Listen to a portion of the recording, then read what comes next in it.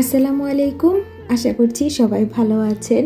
তো নতুন আরেকটি ব্লগ শুরু করতে যাচ্ছি। আশা করছি ব্লগের সাথেই থাকবেন, আপনাদের ভালো লাগবে।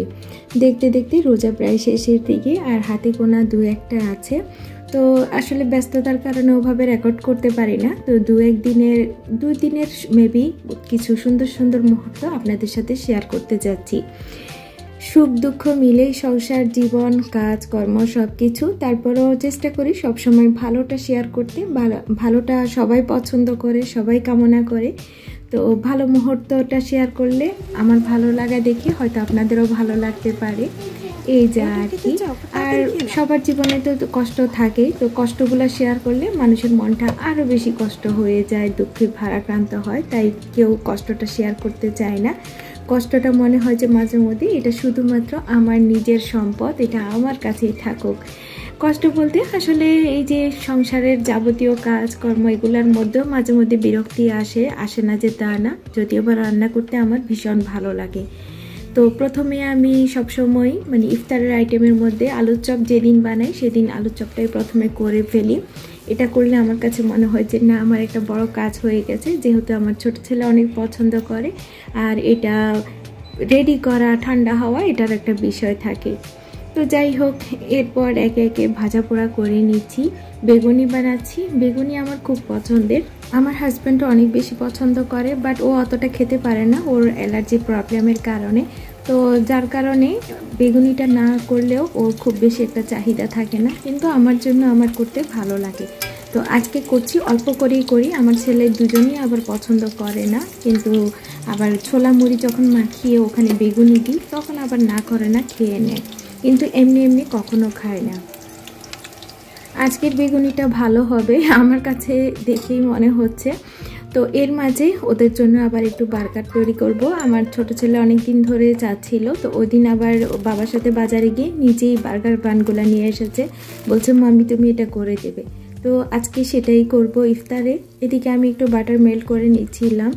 মাঝে মধ্যে চুলার তাপটা অনেক বেশি হয়ে যায়, আবার অনেক সময় কম হয়ে যায়। কম হলে সেটাও আমার ভালো লাগে না, আমি অধৈর্য হয়ে যায়। আমার কাছে মনে হয় দেওয়ার সাথে সাথে হয়ে যাক। আসলে এই মুহূর্তটা খুব বেশি এত বেশি তাড়াহুড়ার মধ্যে যেতে যায়। বাটারটা একেবারে মেল্ট না করে দিতে পারলে আমার কাছে মনে হয় স্মেলটা আরও ভালো আসে। তো বানটা একটু আমি ছেঁকে নিচ্ছি, আর এদিকে পেঁয়াজগুলাও একটু নেড়ে চেড়ে দিচ্ছি। এখানে চাইলে আমি তেল দিতে পারতাম, কিন্তু আমি আগের তেলের মধ্যে আর নতুন করে তেল দিতে চাই না। পেঁয়াজের পরপর বাকি যেটা থাকবে ফেলে দিব। তো বার্গারের ভেতরে দেওয়ার জন্য পেটিটা আমি যে বিফ কিমা দিয়েই করেছি। এখন একটা সস রেডি করলাম। সস বলতে বাসায় যা কিছু ছিল ওগুলা সব কিছু মিক্সড করে, সস, মায়োনিজ, সালাদের যে এক্সট্রা সস পাওয়া যায় সেটা, তারপর একটু গার্লিক, আরও কী মিশিয়ে সব কিছু মিলে একটা সস রেডি করে ফেললাম। না, টমেটো সস তো বাবা অতটা লাইক করে না, এই জন্য দেবো। এটা কি? এটা কি? তুমি বলো। তুমি বলো এটা কি? এটাও একটা বার্গার।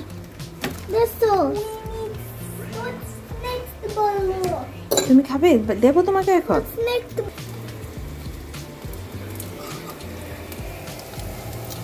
পেঁয়াজগুলো একটু সময় লাগছে, যেহেতু তেলের পরিমাণ কম আর চুলার তাপটাও একটু কমে রেখেছি, কারণ অন্য কাজগুলোও পাশাপাশি করছি।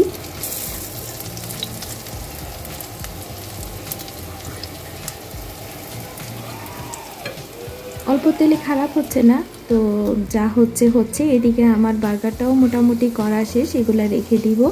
আর ওর বাবাকেও একটা দিব, যদিও বা ওর বাবা অতটা লাইক করে না। তারপরেও বাসায় কোনো একটা কিছু তৈরি করলে আমি চাই যে সবাই খাক, কম বেশি পছন্দ হোক বা না হোক, না হয় কেমন জানি লাগে।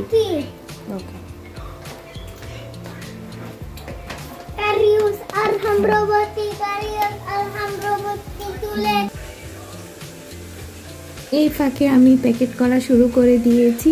তো ছোলা আজকে একটু বেশি করেছিলাম যাতে আমাদের 2 দিন যায়। আমি তো সবসময় ওভাবেই করি, 2 দিন, এর চেয়ে বেশি আমার রেখে খেতে ভালো লাগে না। আর এইদিকে এটা ছিল পরের দিন, এদিকে সেহরির জন্য রান্নাও করছিলাম। আর আজকের ইফতারে থাকছে ফুলকপির বড়া। ফুলকপি ছিল বাসায়, তো কিছু আমি মাছের সাথে দিব, আর কিছু ভাবলাম যে কি একটু বড়া তৈরি করে ফেলি, অনেক দিন করা হয় না। সবজি আসলে একেবারে খাওয়াই হয় না রোজাতে। মানে ইফতারে আর কি। তো এটার উপর একটা কোট দেওয়ার জন্য আমি ময়দাটা ব্যবহার করছি আর এখানে পছন্দের মশলাপাতি দিচ্ছি।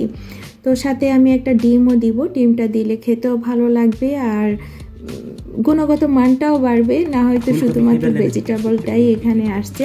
তো যাই হোক, সেদ্ধ করে নিয়েছিলাম ফুলকপিটা আর উপর থেকে আমি একটু গোলমরিচ লবণ দিয়ে দিলাম।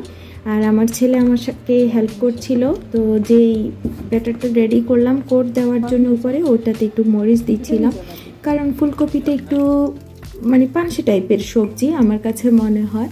তো ভেতরে একটু এক্সট্রা যদি গোলমরিচ, উপরে যদি কাঁচামরিচ, এগুলো একটু বাড়িয়ে দিলে মনে হয় খেতে ভালো লাগবে। তো আমার কাছে তো সবসময় ভালো লাগে এ ধরনের খাবার, ভাজা পোড়া।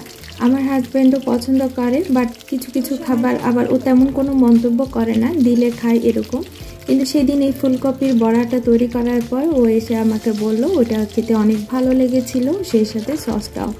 প্রথম বেচের ফুলকপির বড়াগুলার চেয়ে পরেরগুলা ভালো হচ্ছে। সব সময় দেখা যায় প্রথম দিকেরগুলার চেয়ে শেষেরগুলা ভালো হয়, খুব বেশি শেষের না। এই তো দেখেন কি সুন্দর লুক এসেছে। বেশি হট ধরবে না বাবা। কি করছে কি করছে? ওটা গ্রোসারি স্টোরে রাখছে। তাই বেশি হট নিও না বাবা, চপ করলে চপ খাবা।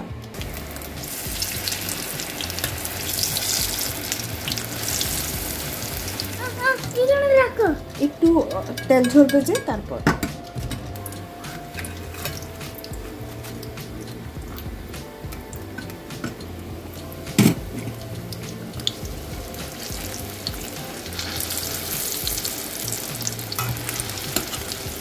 এই আলুর চপটাই শুধু আমার ছেলের পছন্দের, আর জিলাপি, এই দুটোই ওর ইফতার আইটেম। এবার শুরু করেছে, গত বছর তো তাও শুরু করতে শিখেনি। আসলে বয়সের সাথে সাথে তারা বিভিন্ন খাবারের সাথে পরিচিত হয় এবং খাবার খাওয়ার প্রতিও একটা আগ্রহ দেখায়। তো এই জন্য ছোটোবেলায় একেবারে খুব বেশি প্রেশার নেওয়া উচিত না। অনেক মারা দেখি যে খুব বেশি স্ট্রেসে থাকে, এটা খাচ্ছে না কেন, সবজি খায় না, শাক খায় না, ডাল খায় না, কী এক অবস্থা।